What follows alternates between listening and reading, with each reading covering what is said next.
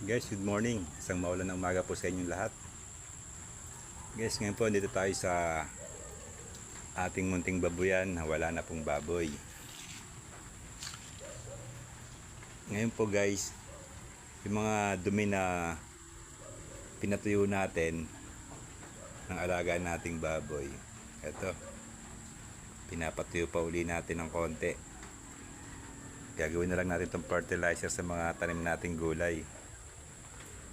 Ayan guys, pag medyo natuyo-tuyo na yan, binibistay natin para ma-eliminate yung mga magagandang yung mga pinong tayo ng baboy sa kumpara dun sa mga yan, yung namumuo ng matigas. Tatanggalin natin to, pero patutuyuin pa rin natin to sa araw, tapos bibistayin uli natin para gamitin natin pataba sa halaman. Kasi ito ang resulta niyan pag nabistay na. Ayan, ganda. Tuwan-tuwa ang mga punla natin dito.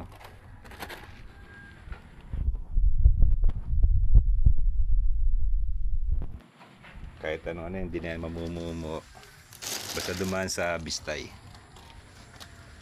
Nakakalungkot lang dahil wala na tayong alaga. Pero pa tayo doon isang tumpok na dumi ng baboy, pinatutuyo pa natin sa araw. Kaya lang maulan kaya hindi natin mabistay na maayos. Pero wala na siyang amoy. Yan. Hindi mo na malalaman tayo siya ng baboy. Para na siyang lupa na maganda.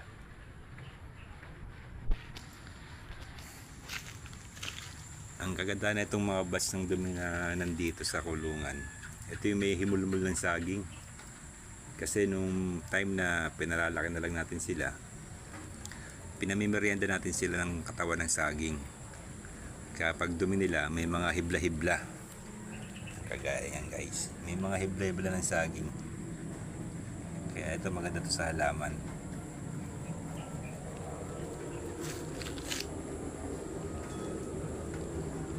Okay guys, happy farming.